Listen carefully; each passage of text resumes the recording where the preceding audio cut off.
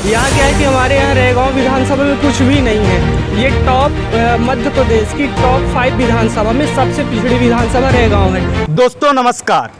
रैगांव विधानसभा में उपचुनाव हो रहे हैं, लेकिन रैगांव विधानसभा के जब हम लोग ग्रामीण क्षेत्रों में घूमे तो वहाँ के हालात काफ़ी दयनीय थे। और स्थिति ये है कि अभी हम रैगांव विधानसभा के विधानसभा मुख्यालय में हैं। वहाँ की स्थिति ये है कि बस स्टैंड में एक वॉशरूम तक नहीं है। सोचिए, लड़कों का तो फिर भी चल जाता है, लेकिन जो महिलाएँ वेट करेंगी, यहाँ से सतना के लिए बस जाती हैं, ऑटो जाती हैं, सतना जाना हो या अगर उनको कहीं और जाना हो तो यहाँ उनको वॉशरूम तक नहीं मिलेगा। आइए कुछ लोगों से और हम बात करते हैं और पूछते हैं कि यहाँ के क्या हालात हैं, जनता का क्या मूड है। सर, आपका क्या नाम है? मेरा नाम कृष्णम सिंह है। मैं रैगांव का निवासी हूँ। यहाँ क्या है कि हमारे यहाँ रैगांव विधानसभा में कुछ भी नहीं है। ये टॉप मध्य प्रदेश की टॉप 5 विधानसभा में सबसे पिछड़ी विधानसभा रैगांव है।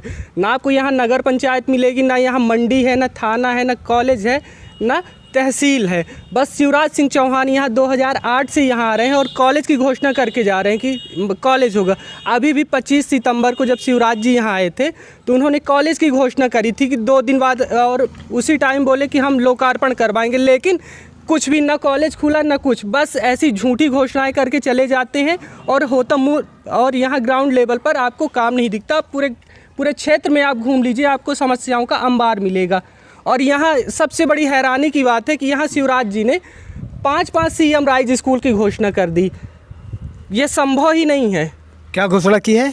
सीएम राइज जो स्कूल खुलते हैं, जहाँ तक हमको पता है कि विधानसभा में एक खुलना है, लेकिन शिवराज सिंह जी यहाँ 5 सीएम राइज की घोषणा करके गए अभी इस बार। अच्छा, ये बताइए, जो विधानसभा का ये मुख्यालय है, हाँ। ये बस स्टैंड है, यहाँ पर वॉशरूम तक नहीं बना। आप लोगों ने इसकी मांग नहीं की विधायक? हमने मांग की, यहाँ तक कि हमने सीएम साहब को ज्ञापन दिया। यहाँ के जो सांसद हैं हमने उनसे मांग की, जो स्टैंडिंग विधायक थे हमने उनसे मांग की, पर हुआ कुछ नहीं, सिर्फ झूठे वादे मिलते हैं। ये तो आप बता रहे हैं कि जो 5 सबसे पिछड़ी विधानसभा हैं मध्य प्रदेश की, उनमें ये टॉप पर है। हाँ। तो फिर ऐसा क्या कारण है कि लगातार यहाँ से बीजेपी के प्रत्याशी जीतते रहे हैं?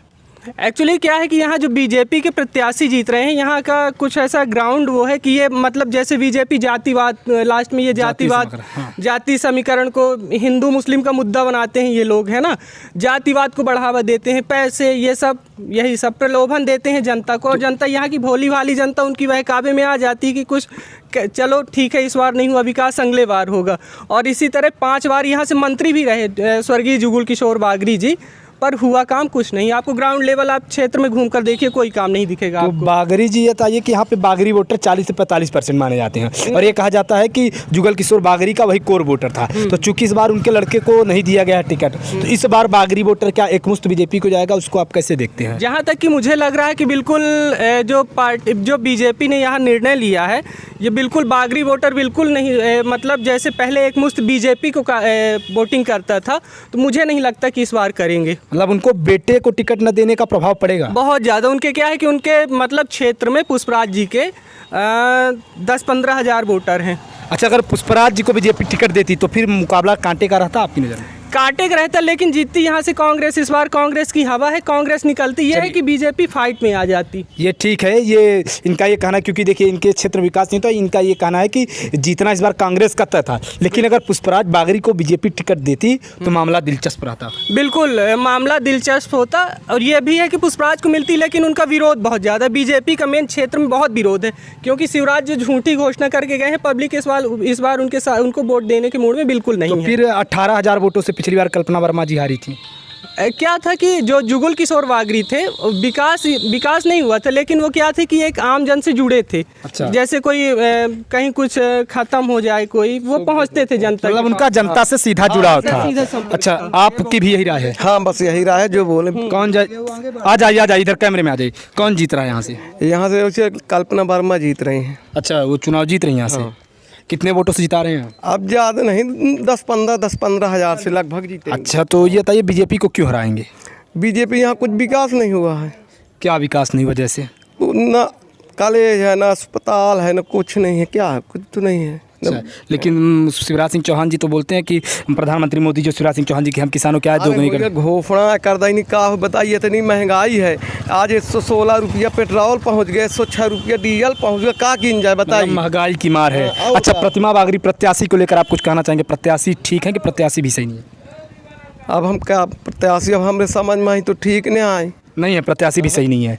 दादा आप किसको चुनेंगे, किसको वोट दे रहे हैं? हम तो कांग्रेस को देंगे। कल्पना वर्मा जी को? हुकुम। बीजेपी को क्यों नहीं? क्योंकि बीजेपी जो है आज 15-16 साल से धरोहर बना लिया इधर। गांव का क्या विकास है, उनको गांव से कोई मतलब नहीं रहा।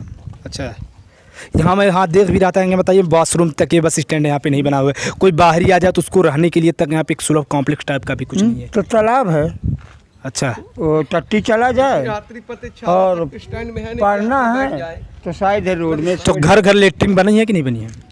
अरे क्या बनी, यहाँ की क्या व्यवस्था है, ना कोई सरपंच का वो है और न यहाँ सेक्रेटरी का, ना ही यहाँ कोई उसका अधिकारी का, ये तो सब बिके हुए हैं। लेटरिन बनवाई है सरकार ने, घर घर नहीं बनवाया? बनवाई, इतनी अच्छी बनवाई कि साल के अंदर घुर के और धाराशायी हो गई, जाना पड़ता है रोड में। अच्छा, मतलब वो अब फिर से लोगों को जाना पड़ लगा खेत में? अरे अभी जा रहे हैं, जाना नहीं, मैं आइए मैं दिखाता हूँ।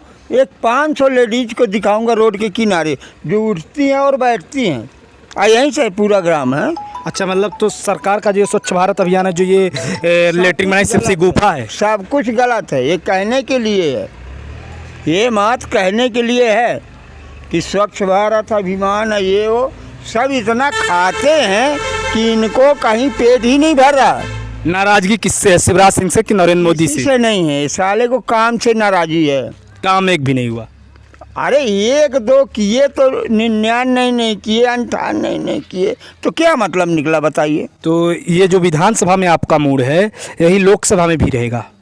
हाँ, मतलब मोदी जी से भी नाराजगी है? कोई मोदी से नाराजी नहीं है, ना कोई आपके राहुल भैया से नाराजी, काम से नाराजी है। काम से तो, लेकिन प्रधानमंत्री जी कहते तो है कि हमने राम मंदिर बनवा दिया, धारा 370 राम मंदिर अच्छा बनवा दिया, हम भी जानते हैं। अब हम कट्टर हिंदू में हैं, हमसे ऐसा नहीं है, लेकिन हमको किसी पार्टी से विरोध नहीं है, काम से विरोध है हमें। मतलब अगर काम नहीं किए सांसद महोदय तो उनके लिए भी खतरे की घंटी है? चाहे भले गणेश सिंह हो, और चाहे भले आपके कमलनाथ हो, और चाहे नरेंद्र मोदी हो। तो वोट आप इस बार बीजेपी को तो नहीं दे रहे हैं? हाँ, नहीं देंगे। फिर कांग्रेस को देंगे? हुकुम, सीधा अच्छा, प्रसार। तो यही पूरा माहौल ये पूरे क्षेत्र का ही है? हाँ, और नहीं मानो अच्छा कि 80% तो है। अच्छा भैया, आपका क्या नाम है? विलियम सिंह बघेल।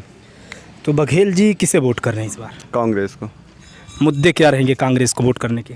सबसे पहले तो 15 साल का काम और 15 महीने का काम, और जो कांग्रेस की सोच थी 15 महीने की, 15 महीने की जो कार्यकाल था उस दौरान जो दूरदर्शी सोच थी उनकी, उसके लिए वोट जाएगा। और रैगांव विधानसभा जैसे कि आपको पता ही है कि मध्य प्रदेश की सबसे पिछड़ी विधानसभा में है, तो इसके लिए क्या यहाँ ग्राम पंचायत लेवल के काम तो हो रहे हैं, लेकिन विधानसभा लेवल के कोई भी काम नहीं हो रहे।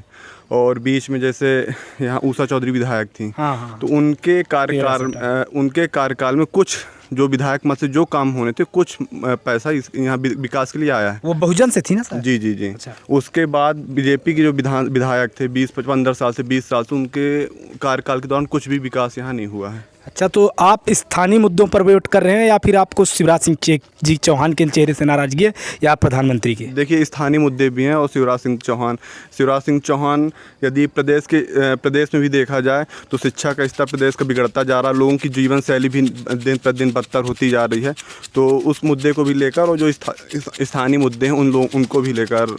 अच्छा, जब 2018 का चुनाव हुआ था तो उस समय ये कहा गया था कि हम हैं माई के लाल, एक नारा चला था, और ऐसा बताया गया था कि एमपी का श्रवण जो है वो शिवराज सिंह चौहान से पर्सनली नाराज है, उसको लेकर आप क्या कहें? बिल्कुल, इस बार भी कुछ क्या कि श्रवण फैक्टर भी रहेगा जो बीजेपी को वोट बहुत कम देगा। तो क्यों नहीं करेगा श्रवण बीजेपी को वोट? देखिए, अभी पहला मुद्दा तो चल रहा है जो पिछड़ा वर्ग का 27% आरक्षण। दूसरा क्या चल रहा है? दूसरा चल रहा है जो उन्होंने भर्ती अभी 2017 के बाद उन्होंने वैकेंसी लाना बिल्कुल पूरी तरह से बंद कर दिया है। और तीसरा, आप यहाँ शिक्षा के स्तर मध्य प्रदेश का देखें, यदि हम मध्य प्रदेश के जैसे अभी कोई भर्ती आ भी रही है तो यूपी के लड़के, राजस्थान के लड़के या बिहार के लड़के यहाँ आकर परीक्षा दे रहे हैं। तो 27% आरक्षण में आपको क्या समस्या है जो ओबीसी है? देखिए क्या है कि एक बड़ा वर्ग ओबीसी मतलब जो भारत में जनसंख्या के आधार पर देखें तो एक बड़ा वर्ग ओबीसी में आता है। 27% आरक्षण अभी तक एसटी एससी में चल रहा था, महिलाओं के लिए 50% आरक्षण चल रहा था। 27% आरक्षण में यदि जनरल वालों का उसमें नुकसान, अब जैसे ईडब्ल्यूएस का है, ईडब्ल्यूएस का भी कट ऑफ जो है जनरल से ज़्यादा जा रहा है। अब मुझे ये बताइए आप बता रहे हैं कि ओबीसी के 27% आरक्षण दे रहा है, उससे आप क्यों नाराज़गी है? तो इसको लेकर तो कमलनाथ जी आए थे। बिल्कुल, लेकिन जो क्षेत्रीय मुद्दे भी हैं और कुछ मुद्दे जैसे अभी आप सामान्य वर्ग वालों के लिए अभी मतलब वैकेंसी पे आरक्षण देना और दूसरी चीज़ों पर तो ठीक है, लेकिन जैसे कॉलेज पे एडमिशन के लिए हम लोगों के लिए सामान्य वर्ग वालों के लिए थोड़ा सा क्या है कि उसमें फ़ीस भरना और अच्छा, SC ST एक्ट का आप क्या प्रभाव देखते हो? उसका भी असर है यहाँ पे कि कोई? यहाँ की जनता भी इतनी ज़्यादा जागरूक नहीं है। तो यहाँ पे आपके यहाँ SC ST एक्ट लगते हैं लोगों पर कि नहीं लग रहे हैं? अभी बहुत कम, ना के बराबर है। अच्छा, मतलब यहाँ स्थिति सामान्य। राजनीतिक यदि देखा जाए तो राजनीतिक दृष्टि से कुछ इसका प्रभाव पड़ रहा है, बाकी वैसे व्यक्तिगत तौर पर किसी से अभी ऐसे कोई, मतलब कुल मिला के आप स्थानीय मुद्दों पर वोट करेंगे और आप बीजेपी को वोट नहीं देंगे? जी बिल्कुल, कांग्रेस को वोट देंगे? जी। तो यही हाल है पूरे क्षेत्र का। हम लगातार आपको जानकारी दे रहे हैं रैगांव विधानसभा से, और मैं आपको पूरी ग्राउंड रिपोर्टिंग एक एक व्यक्ति की क्या बोल रहा है, क्षेत्र क्या कर रहे हैं, और हम जर्नलिज्म पर ऐसे भरोसा भी रखते हैं कि हम ज़मीन पर उतरें, क्योंकि एसी पर बैठकर, एसी कमरों में बैठकर जर्नलिज्म नहीं की जा सकती है और ना ही जनता की बातों को आप तक पहुँचाया जा सकता है। इसलिए हम क्षेत्र में हैं, हम कोशिश करेंगे कि चारों उपचुनाव को कवर करें, 3 विधानसभा 1 लोकसभा। फिलहाल हम रैगांव में हैं और रैगांव की पूरी जानकारी पूरी जनता आपको देंगे। धन्यवाद।